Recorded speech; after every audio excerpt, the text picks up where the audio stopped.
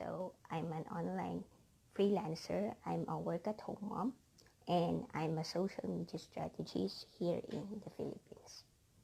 So last Monday, I started to join the 5-day social media challenge that is from Sweet Tea Social Marketing by Heather Hyman.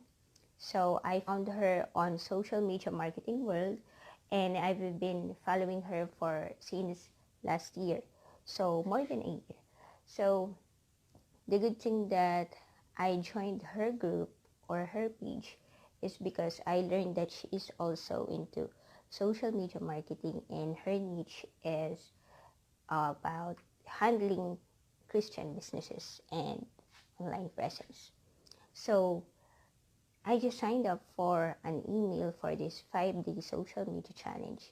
So last Monday, what we did for the day one is a challenge about introduction. So I would like to share my testimony on what I learned about it last Monday.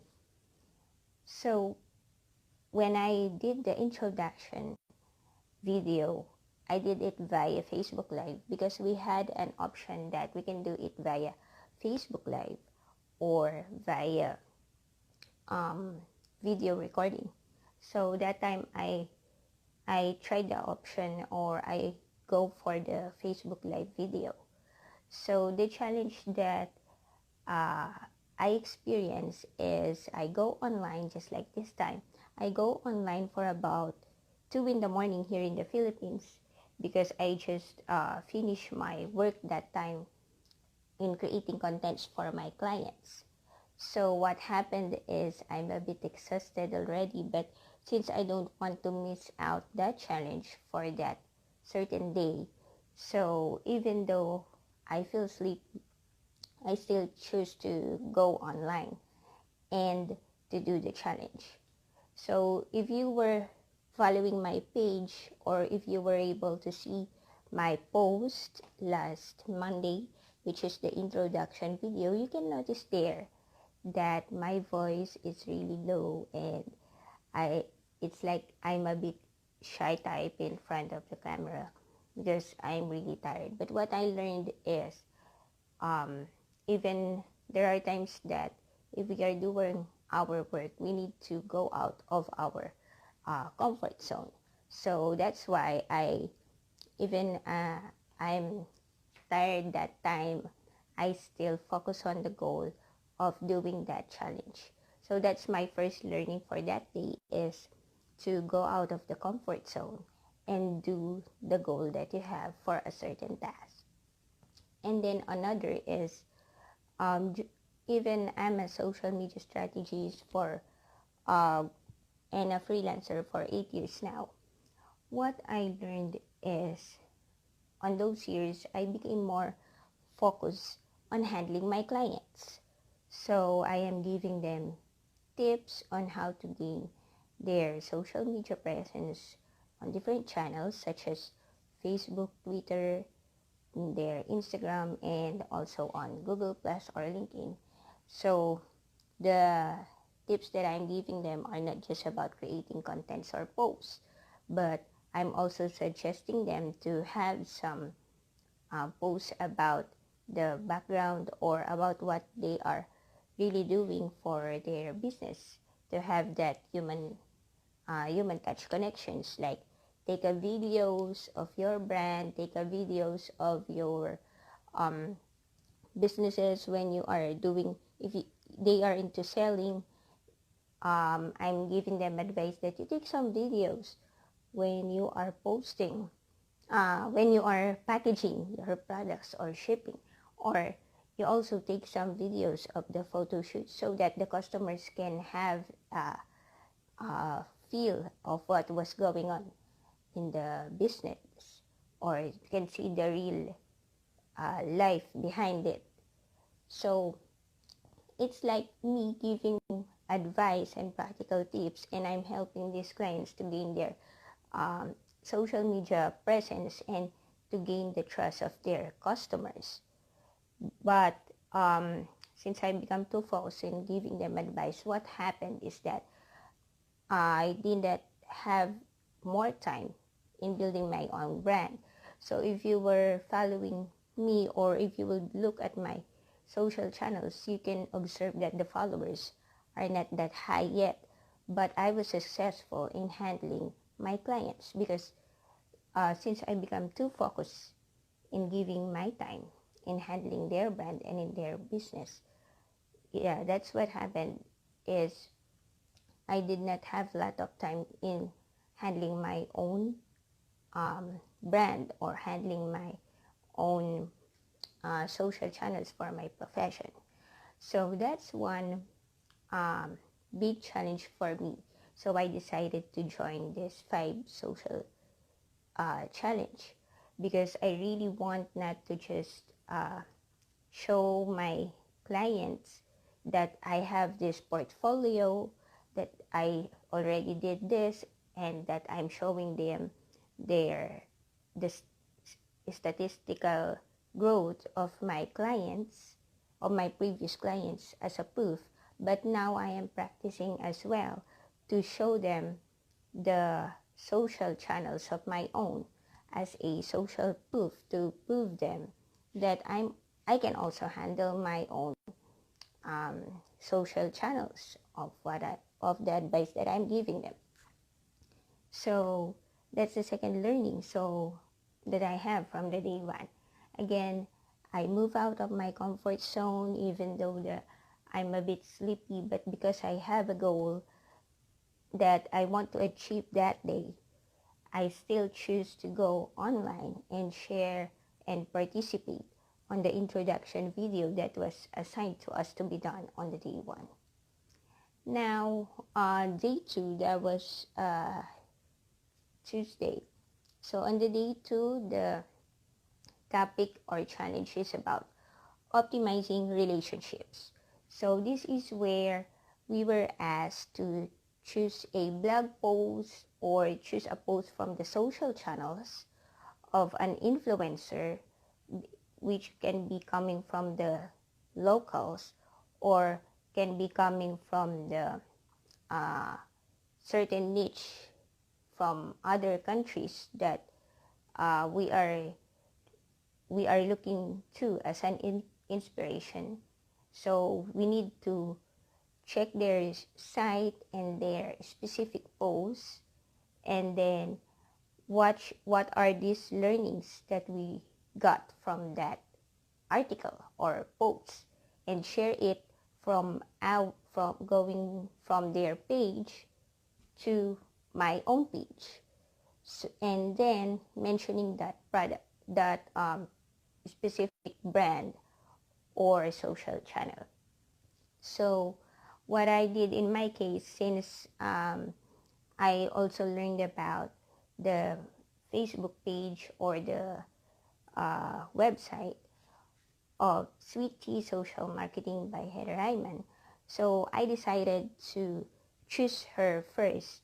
And the topic that I like about it is about the Twitter list.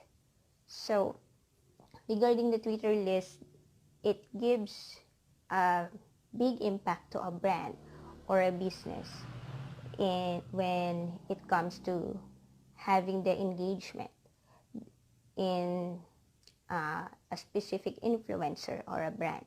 Twitter is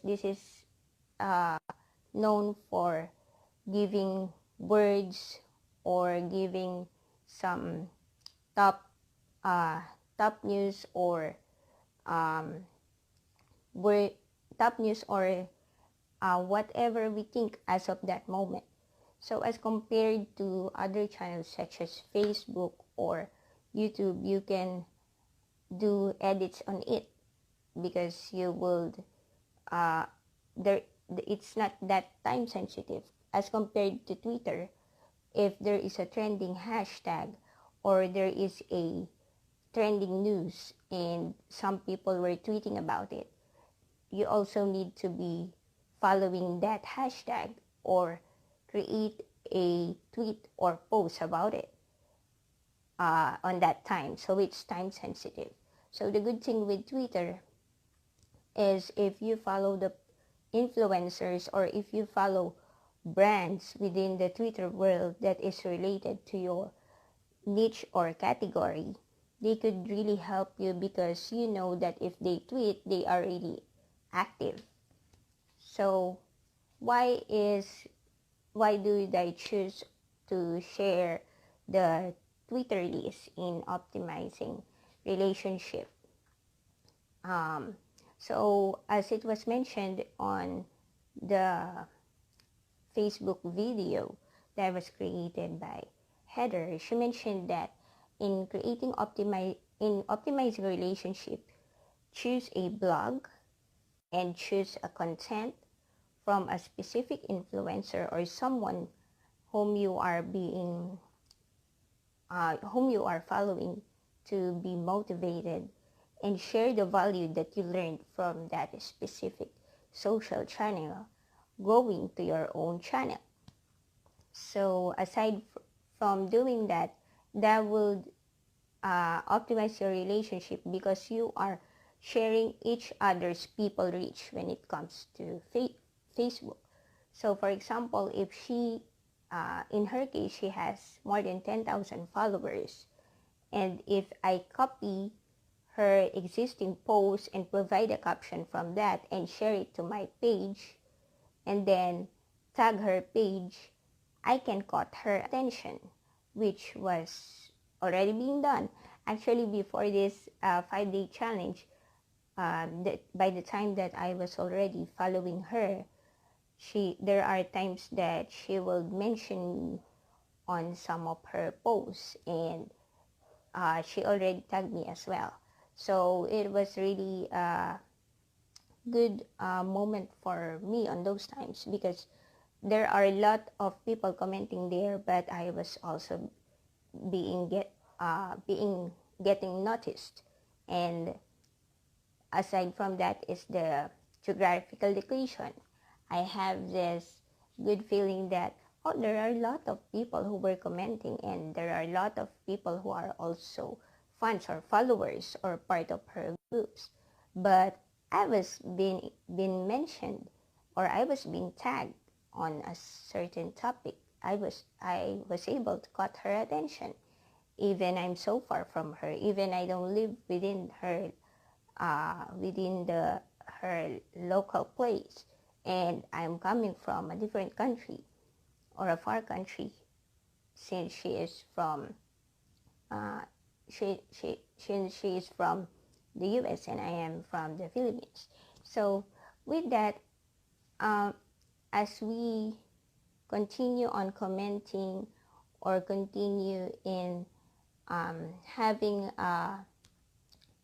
consistency in following her posts, I was able to grab her attention. So that's the first lesson that I got from day 2, So that is getting the content, sharing her value, and then sharing her sharing knowledge from the learnings that you have. And then another lesson that I learned from day 2 for optimizing relationships, since the topic that I choose is about Twitter lists. So I would like to go deeper about the Twitter list that she mentioned. So she mentioned there that when you have a Twitter follower and you go to your Twitter, I can't demonstrate it here because I don't have a computer in front of me. And to be honest, I still don't know yet how to simultaneously share a Facebook Live and then have my my video here, and then the screen share of my computer on top. So what I know is that can be done via OBS live stream, right? But I wasn't able to do that yet. So I will practice doing that soon. So going back, for the purpose of Twitter list is, if you go to your, let's just imagine this is your Twitter profile, and then on the upper right, you can see there, and near your photo or the options there, just click and find the drop down that says the word list. So list, this is like a bit similar to the category of Facebook, which are groups. So if you click list on the Twitter and you research for a certain niche or category that you would like to maybe use as a pattern, or maybe use as a tool to generate a certain list of people that can help you in the business. For example, lead generation, for the purpose of lead generation, or maybe for the purpose of looking for bloggers if you are working for PR. So that will be a great help. So a specific sample is like my other client that just launched a cooking utensils in the US. So she asked me to search for influencers, not just on Facebook or YouTube, but as well as with Twitter. So what I did is, since the product is kitchen utensils, so I will be researching influencers or bloggers or vloggers within Twitter that is in the niche of cooking. Also, target market are moms. Another are also in the niche, maybe chef. So using the Twitter list, if you go to the list option and then type the keyword chef blogger or mommy bloggers or cook bloggers, then it will generate a result of those persons that are on the Twitter. And from those results, you can check their most recent posts if they are active. And if they are active, you will follow them and add them on that list. So for example, you will create a list and name that list as a chef blogger. So name that as a chef blogger, and then that person that generates from the research or the keyword that you search for, you add it to that list. So that's the purpose of Twitter list, to organize the certain type of people that you are researching to use as a tool. So not just a reference for that. Another way is to use these people in the Twitter list to create engagement and optimize relationships. So how will you do that? How will you create an engagement, or how will you use those people that you add to your Twitter list? What will you do is you follow them. Aside from following them, you check their post or their tweets, and from that tweets, you engage with them. Now, how will you engage with them? You will comment, or you will retweet their posts, or you can also send them a message. So the more that you connect with them, the more that you follow, the more that you like, retweet, or comment on those people within that Twitter list, then you can cut their attention. So that's another way of optimizing relationship by using Twitter lists. So how will you effectively research people within the Twitter list of a certain category? So aside from manually researching it on the list option on that right side of a profile in Twitter, you can use tool to research this Twitter list. So one tool that I just found out, I was using this for like 3 years already. This is Electoral HQ. So you go to Google, because you cannot find it on Facebook. They don't have Facebook presence. So I just checked just this morning, and until now I found out that they don't have a presence on Facebook yet. So what they have only is Twitter. So just go to Google and research Electoral HQ. I can put that later on the title or on the comment of of this video after I go live. So Electoral HQ, so it's like it's a generator of Twitter lists wherein you can manage a list of people that you research in Twitter and add them.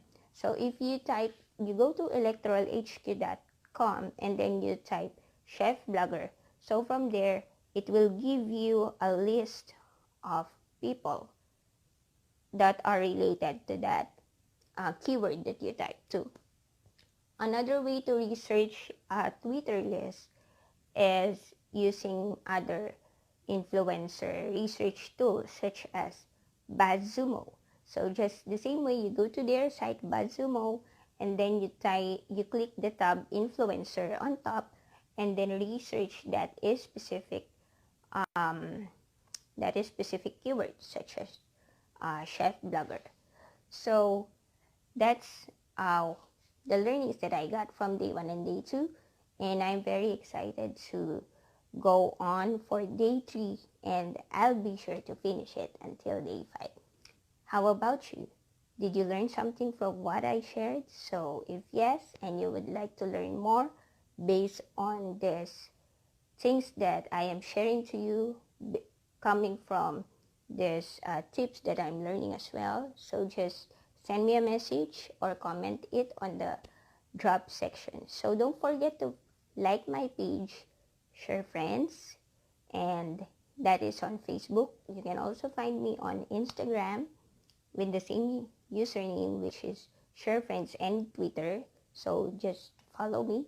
And I'm also on LinkedIn as Shermin Kapuli, and my personal Facebook account, which is Shermin Kapuli. So until our next video, and I'm excited to continue the day 3 for the social media challenge that will be done for 5 days. That will be for now, and goodbye, and have a good day ahead for those who are in the other countries, and have a good night for me. Bye.